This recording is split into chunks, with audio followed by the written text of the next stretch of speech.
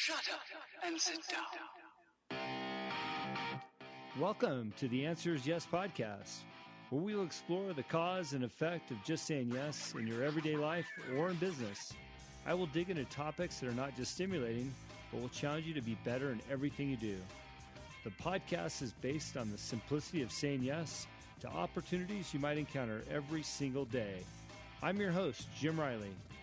Join me in my first series titled Blue Collar Redefined. All right, welcome to the Answer is Yes podcast. This is our second official episode and our first episode with a guest. So I'm excited to be doing that today and bringing you somebody so that you can learn from their experiences and what they've gotten out of saying yes from their history. This is the time of the show where I would like to use just to give everybody an update as to what's been going on with me, Baja United, and anything else in the news and in my whole world, in our business world, and then we'll dig into the show. So first and foremost, thank you so much for following the podcast and making your comments on Twitter, Instagram, and Facebook. I really appreciate it. It was very refreshing to see some of the comments, and most of them came from people that I least expected it. So I really appreciate it. We want to do a good job here, and I want to be entertaining and provide information for you that you can use in your business and or life. So thank you for that. I even received some very warm calls and some questions from people that I respect, and they had heard the story of my past and thought that maybe it'd be good to have a discussion. So thank you. You guys know who you are for those phone calls. And I look forward to receiving anybody's phone calls, texts, or messages in the future. I want to be accessible to you. And if there's a guest on here that you really resonated with, I'll do my best to introduce you to that guest as well. So again, thanks for that. We had over 180 downloads of the last episode, which was the first one. So really pumped on that number. Please continue to share with anybody that you think this might be interesting for. And thank you again for those downloads. iTunes, go to iTunes. The answer is yes. So in the last couple of weeks, a few things happened. My sister, Tanya, got married, so congratulations to my sister. First episode, I talked about my brothers, but I've got a wonderful sister that lives here locally. And then I also talked about the NORA race, and I was so excited to go racing in the NORA race. And the reality is, right after we recorded, we were in the shop working hard to drop this LS2 into the 57 Chevy that we've been dreaming about having for years, and it just did not happen. There was no way that the timing, the money, the support was going to get us down to the NORA race this year. And for only the second time in 11 years, I had to cancel a race. So I was bummed about that. But what's amazing is, in talking to my mentoring coach, David Metzler, he just said, hey, look, man, just embrace it and be okay with it. There's other things out there. And I just had the best week ever when I wasn't racing. I spent more time with my kids. I had more opportunities come my way. I met some incredible people in business. And I was able to focus on my podcast and interviewed a couple more people. And I went about things. And I got to say that I'm happy about taking the time off this year. So in my opinion, something good came out of something that I thought was going to be so terrible. I was really bummed that I couldn't take Drew Deckman down for the race, but he was completely understanding, and I'm looking forward to seeing him in the next couple days. We're going to head back down to Baja. So in regards to Baja United, things are pumping. We're selling lots of wine. I just took in a $1,400 order from a customer down in San Diego over the weekend, so I was really excited about that. And our business out in the field from Young's Market Company, we continue to gain new customers. We had the Brigantine Group come on board recently. You have 13 bars and restaurants. So it just pays to keep going and pushing and knocking on those doors and wearing out your soles on your shoes, hitting the pavement. And I got to say that Samantha, my wife, is out there just crushing it, selling wine. So thank her for that.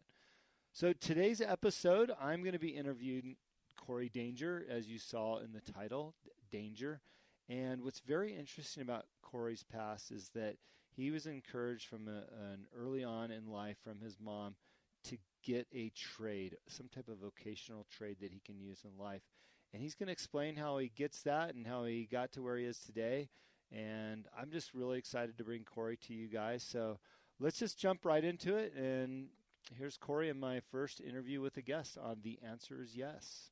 All right, well, welcome to episode 2 of the Answer is Yes podcast. Now, this one is titled Danger episode. I'm going to call it episode 1 with a guest. And I'm sitting here with a friend. I've known him just over 6 years. And it's just amazing how you meet people. I was actually stumbling out of a bar and fell into Corey Danger at his barber shop. So, hey, Corey, what's happening? Not much, Ben. How are you? I'm doing good after driving Orange County because I live on the other side of the curtain now. So, thanks for letting me in the store and taking my phone calls the last couple of years. Welcome. Yeah. So I got to ask you, right? So I follow you on your social media, and you got some cool stuff going on. You're all over the place. I want to talk about those things. But what's with this? Hey guys. Hey guys. Hey guys. It started off solely as a joke. And it's kind of unfolded into something a little bit more. Dude, you got some good friends because I saw like a little pin that people were wearing that said, hey, guys, and it was like your face, but, cartoon. Funny how, opportunities sometimes fall in your lap. It started really as a joke because my kids are into YouTube videos and watching all these different, internet superstars. And they start off their videos going like, hey, guys. Yeah. And then I watch my kids on the computer playing video games, and they were shooting fake videos going, hey guys, talking to no one. And so I just happened to do an Instagram story and be like, hey, this is my first Hey Guys video. Yeah. Hey guys. Yeah. And then it just happened. It's going viral. It's gone viral. Everybody at Musink was wearing Hey Guys pins. Are they in the display case here for sale or what? Not yet. I'm going to do a contest for them, I think. That's awesome. Well, I introed this thing with saying I was walking out of an Irish bar and literally stumbled into you. We were over there on Crown Valley. You had opened up a barber shop over there. How long were you open when I met you? Because I think it was pretty close to. It had to have been. Well, it was within the first year. Yeah. I think it was Cinco de Mayo, wasn't it? Or just before, like a week before. It was definitely a drinking holiday. I know that for sure. but what was crazy is you and maybe it was you and Max were standing out front when I met you, and you guys were literally waiting for customers to walk in, like, hey, you need a cut? And I'm like, no, I'm good. But what is intense to me is you can't even get into that shop now without waiting a while. It's an amazing thing that's happened over there. It really is.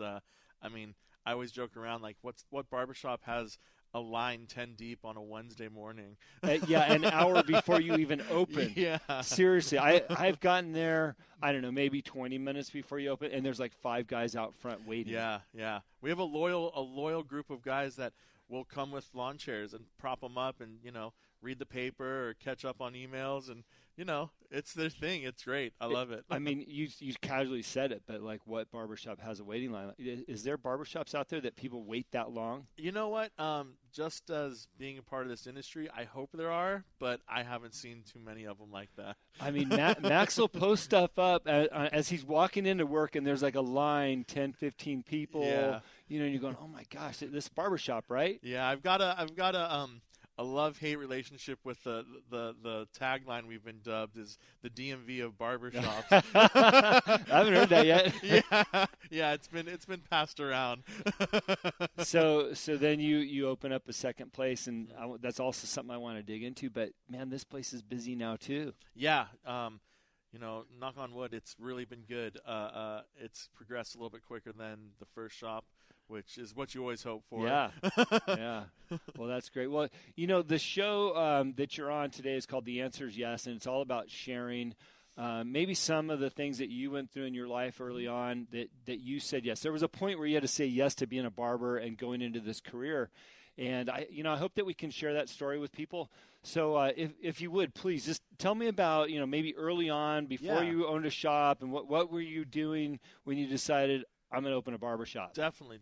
A quick intro to the beginning. I got licensed first in cosmetology, and it was kind of an ultimatum from my mother to move on. I was 19, really, delivering pizzas and hanging out. I'd already dropped out of art school and wasn't really focused. And she said, you got to do something. And I used to cut my friend's hair in the garage, and we were punk rockers, so buzz cuts and mohawks. the easy stuff, yeah. right? And so she suggested hair, and I went and got my cosmetology license. So hold on a second. When yeah. you walked into school for the first time, how many tattoos did you have then, right? At that point, I not as much as I do now, but I had started getting tattooed. I'm just thinking, here we are at Cosmo School, and then here comes Corey Ganger. Yeah. And did you have a beard then? Yeah, I was baby faced. Okay. At 19, I was a lot younger looking. So okay, you went into Cosmo School. And yeah, I went in, got licensed, and my mom kind of planted a seed in my head that said, "Here's a trade. Here's a skill that you have, and you don't have to be dedicated to it. You're young. You can still explore other options in life. But if there's ever a point where you're down on your luck or you need to make $1, you have a trade and you have a skill in your pocket that you can go and still feed yourself." So it was really your mom that instilled into you to go get some type of trade position? Yeah. Wow. Yeah. And that's kind of how I valued it for a long time. I didn't even go into hair after I got licensed. I was already working at a surf shop, managing it. I was making, enough money to support myself. So I did. I put it in my pocket, and I never thought about it. Several years later, starting to have kids and raise a family and everything, and I thought I need to focus in on a career now. I need to actually, utilize these skills and bring in some real scratch to support myself. And I went back to school, got my barbering crossover, so I'm dual licensed, and started in a barbershop and hit the ground running. And I worked 6 days a week, 10-hour days, and just did it. So you can give me a perm or a regular cut, right? I mean, one of the yeah, whatever you want. The regular cut might be a little better than the perm, but I can do it. So fast forward, I guess 4 or 5 years into my career, and I was raised by entrepreneurs. My mother owns her own business. My grandfather, my grandmother, my aunts, uncles, everyone's owned their own business, whatever it was, whatever industry they were in. And so once I was secure and confident in my ability in my trade, my mind just went to business. Where were you working at? Where were you cutting hair at? I was trade? Actually, at the moment that happened, I was at 2 shops. I was in San Clemente at Downtown Barbershop, and then I was also working in Laguna Hills at Saddleback Barbershop. And I had just herniated my back for the first time and was going into surgery. Now that sounds intense. Yeah, it was. Had to pause there. So at the time, though, were barbershops cool, or were you just doing something? And you know what I mean by cool, because they've taken off, right? With what Hollywood's did down, over Absolutely. there. And, it's hot right now. I mean, but then you're cutting hair as a trade. Was it cool then? No, it was, $9 haircuts, old guys, middle-aged guys. No one young came in. It was really, for Orange County, it was the height of Tony and Guy. Yeah. So all the young guys had long hair, and it was dyed 1,000 colors and pushed in their face. And no, I didn't even have a strong clientele out of my own friends and social group, because the barbershop just wasn't where you went for your haircut. Yeah, sure. Okay. Yeah. Okay. So you're plugging along there. At what point did you say, I'm going to open up my own shop, and what did that look like? By the way, you mentioned your mom a couple times. She's awesome, man. She's great. If anybody can meet Corey's mom, she's awesome. She's great. I was confident in my abilities, and I was looking to do more. I was looking to just expand myself mentally and professionally, and I just actually went to one of the shops I was working at. I went to the owner because he was a non-barber owner, and he was a little bit older, and I made an offer to buy his barbershop. Wow. And that was kind of like one of the first times in my adult life that I kind of like stepped out of my comfort zone. It was like, I look back on it like, man, what a ballsy move to just go up to your boss and say, I want to buy your business. Yeah. Just for an educational perspective, what age were you when you asked that question? I was 29. Wow. Yeah. So 29. You're working your trade. You're looking around going, I want to buy this guy's business. Yeah. And he said no. He, very respectfully, he thought about it, and we had to sit down about it, and he said no. And I don't even realize I was saying it at the time. I just said, well, in the next 2 months, I'm going to be leaving you and opening my own shop. And it really wasn't until I left the meeting that I kind of like went, what did I